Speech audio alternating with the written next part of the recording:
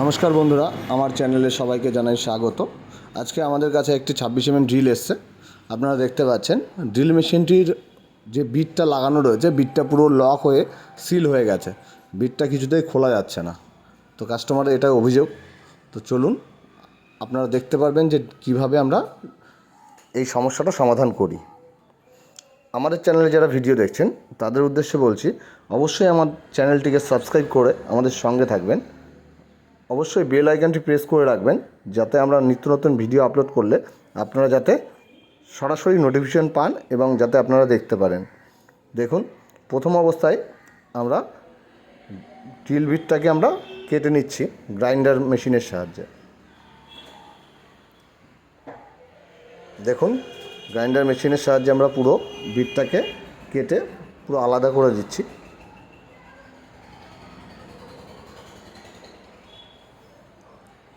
আমরা বিটটাকে কেটে পুরো আলাদা করে নিলাম। এরপর মাথায় যে ক্যাপ ছিল, ক্যাপটা খুললাম। খোলার পর যে লকগুলো রয়েছে, পুরো লকগুলো আমরা খুলব। দেখুন, যে বল ছিল, বলটা আমরা খুলে স্প্রিংটাকে পুরো বার করে নিলাম। দেখতে পাচ্ছেন আপনারা কী পরিমাণে শক্ত হয়ে রয়েছে। এরপর দেখুন, আমরা ড্রিল মেশিনের মাথাটাকে আমরা খুলছি। মাথাটাকে খোলার জন্য আমরা দেখুন এখানে একটা স্ক্রুড্রাইভার ড্রিল ব্যবহার করেছি। স্ক্রুড্রাইভার ড্রিলের সাহায্যে আমরা যে 4টি নাট আছে, আমরা 4টি নাটই আমরা খুলে আলাদা করে দিচ্ছি।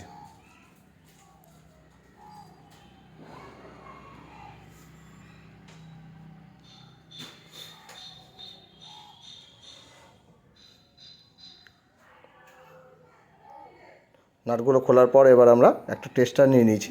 টেস্টারের সাহায্যে আমরা আস্তে আস্তে চাপ দিয়ে দুটো পোর্শনকে পুরো আলাদা করে ফেলছি। দেখুন দুটো পোর্শন পুরো আলাদা হয়ে গেছে। একটা আর্মেচার সাইড আর একটা পুরো গিয়ার সাইড। এরপর দেখুন, মাথার ক্যাপটা আমরা বের করে নিলাম পুরো ফান্স সহকারে।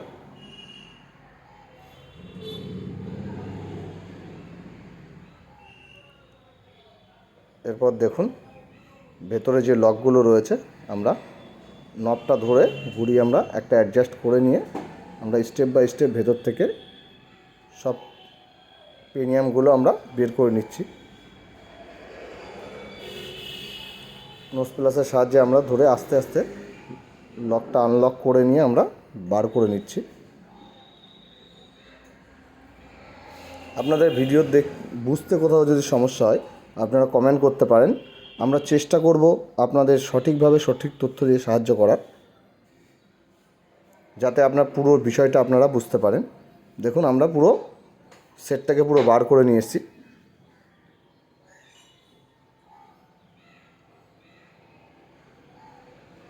বার করে নিয়ে আসার পর যেহেতু গ্রিস লেগেছিলো, আমরা একটা ন্যাকড়ার সাহায্যে গ্রিসটাকে পুরো মুছে নিচ্ছি। পরিষ্কার করে নিলাম। পরিষ্কার করে নিয়ে ভেতরে দেখুন একটা লক রয়েছে, আমরা বাড়ি দিয়ে সেটাকে বের করে নিয়েছি।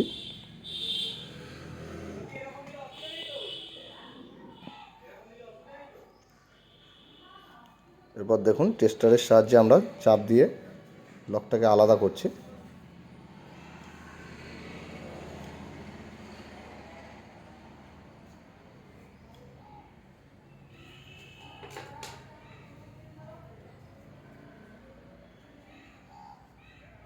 দেখুন, ভেতরে যে লকটি ছিল, আমরা লকটি বার করে নিলাম। আপনারা দেখতে পাচ্ছেন লকটি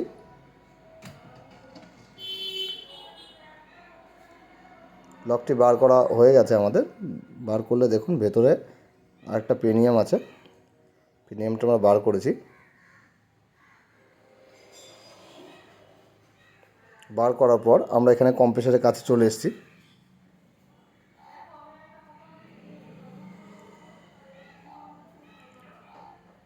কম্প্রেসারের কাছে আসার পরে দেখুন, আমাদের পর্যাপ্ত পরিমাণে যা যা জিনিস দরকার আমরা সেগুলো পুরো রেডি করে নিলাম।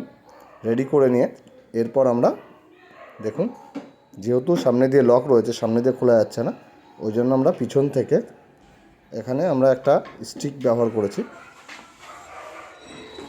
আমরা একটা স্ক্রুড্রাইভারের সাহায্যে নিয়ে দেখুন আমরা কম্প্রেসারের সাহায্যে প্রেশার দিয়ে আমরা যে মাথায় ড্রিল বিটটা আমরা লক হয়ে গেছে আমাদের, সেই ড্রিল বিটটাকে আমরা রিলিজ করব।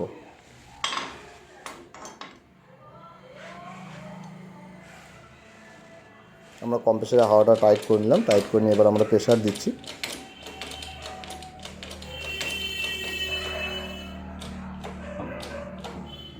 যতটা পরিমাণ প্রেশার দিতে হয়, যে আমরা প্রেশার দিলাম। প্রেশার দেওয়ার পর দেখুন দেখুন এটা হচ্ছে ড্রিল বিটের পেছনের অংশটা পুরো সিল হয়ে গেছিলো, দেখুন বেরিয়ে এসছে।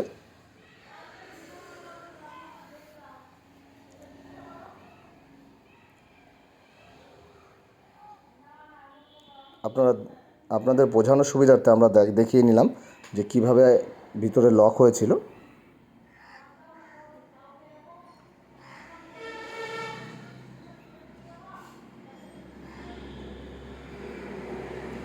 আপনারা দেখুন এই ড্রিলের যে বিটটা রয়েছে, বিটের এটা হচ্ছে পেছনের অংশ। আমরা প্রথমে এই বিটটাকে আমরা কেটে দিয়েছিলাম। এরপর দেখুন আমরা আবারও যেভাবে আমরা ড্রিল মেশিনটি পুরো খুলেছিলাম সেভাবে স্টেপ বাই স্টেপ আমরা লাগাবো। লাগানোর জন্য প্রথমে ভেতরে যে লকটা আছে আমরা লকটা ঢুকিয়ে দিলাম।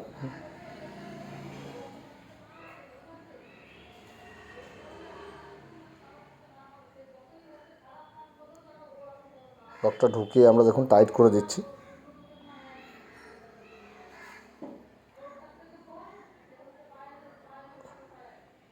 আমরা দেখে নিচ্ছি লকটা যথাযথ জায়গায় বসেছে কিনা।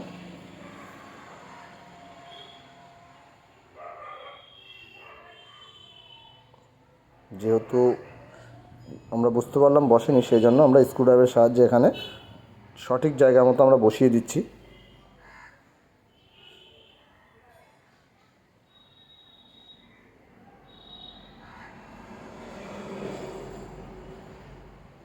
দেখুন আমাদের লকের কাছে চলে এসছে, যেখানে আমাদের বল লক থাকে সেখানে। এরপর দেখুন সামনের অংশটার মধ্যে ড্রিলের যে বডি আছে, বডির সামনের অংশটার মধ্যে আমরা আবারও স্টেপ বাই স্টেপ গিয়ার সেকশনটা পুরো একদম আস্তে আস্তে একটার পর একটা স্টেপ বাই স্টেপ আমরা বসিয়ে দেবো।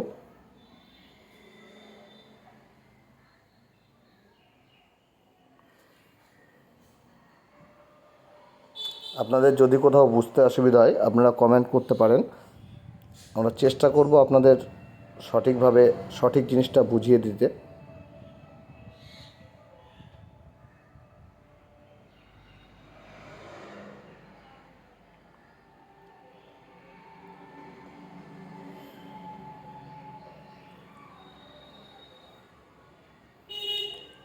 দেখুন ভেতরে পেনিয়ামটা আমরা সঠিক জায়গায় পুরো বসিয়ে দিচ্ছি একটা নোজ প্লাসের সাহায্যে।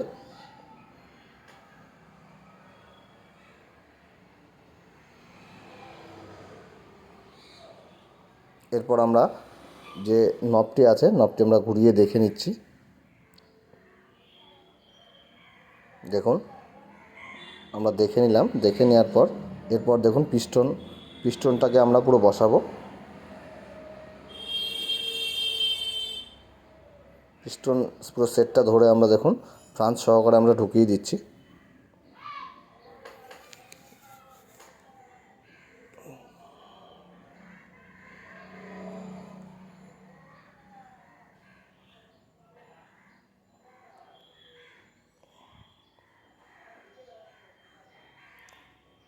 এরপর দেখুন এবার আমরা পিছনের অংশটা লাগাচ্ছি।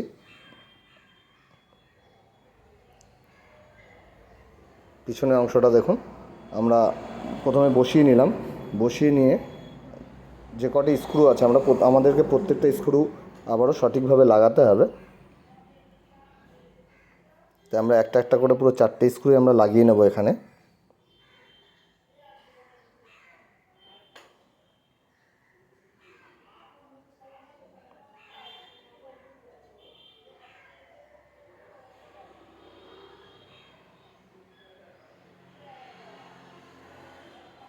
আমরা পুরো বসিয়ে দিচ্ছি।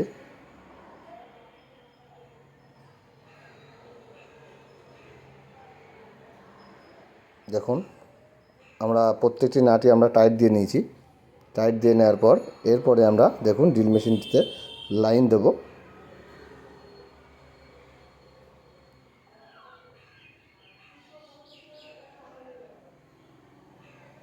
এবারে আমরা পাওয়ার দিচ্ছি মেশিনটিতে, যে সঠিকভাবে ড্রিল মেশিনটি চলছে কি না একবার চেক করার জন্য। আপনারা দেখতে পাচ্ছেন মেশিনটি চলছে। যেহেতু এটা 26 mm ড্রিল মেশিন আছে, এটা 3টে মোড আছে, আমরা 3টে মোডই আমরা চেক করে নেব। একটা নর্মাল আছে, একটা হ্যামার আছে, আর একটা রোটারি হ্যামার আছে। দেখুন 3টে মোডই যথাযথভাবে কাজ করছে।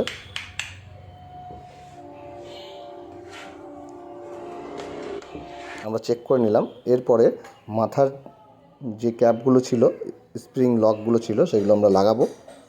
দেখুন স্প্রিংটা আমরা বসিয়ে দিয়েছি। বসিয়ে দেওয়ার পর যে বল দিয়ে লক করা ছিল, আমরা বলটাকে যত জায়গায় আমরা পুরো লাগিয়ে দিচ্ছি। লাগিয়ে দেওয়া হলে উপরে দেখুন একটা ওয়াশার আছে, ওয়াশারটা বসিয়ে দিলাম। বসিয়ে দেওয়ার পর দেখুন মাথায় যে নবটা আছে, রাবার ক্যাপ, আমরা ক্যাপটিকে বসিয়ে দিলাম। ক্যাপটিকে বসানোর পর দেখুন উপরে একটা লক আছে,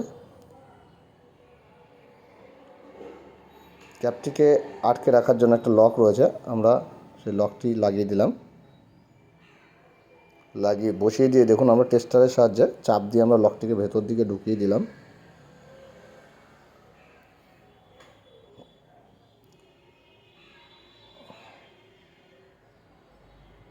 এরপরে দেখুন মাথায় যে আরেকটি ওয়াশার আছে, ওয়াশারটা বসিয়ে মাথায় দেখুন ওয়াশারগুলো বসিয়ে দিয়ে একটা লক আছে ওয়াশারটার পর, আমরা ওয়াশারটার পরে যে লকটি আছে আমরা ওই লকটিও লাগিয়ে দিচ্ছি। লাগানোর পরে মাথায় যে ক্যাপ রয়েছে আমরা ক্যাপটি বসিয়ে দিলাম। দেখুন আমাদের ড্রিল মেশিন পুরো সম্পূর্ণভাবে কাজ করার মতো উপযুক্ত হয়ে গেছে। আমাদের সম্পূর্ণ ভিডিওটি দেখবার জন্য আপনাদের অসংখ্য ধন্যবাদ। আপনারা পরবর্তী ভিডিওর জন্য অপেক্ষা করুন। সবাই ভালো থাকবেন, সুস্থ থাকবেন। আপনাদের সবাইকে জানাই ধন্যবাদ।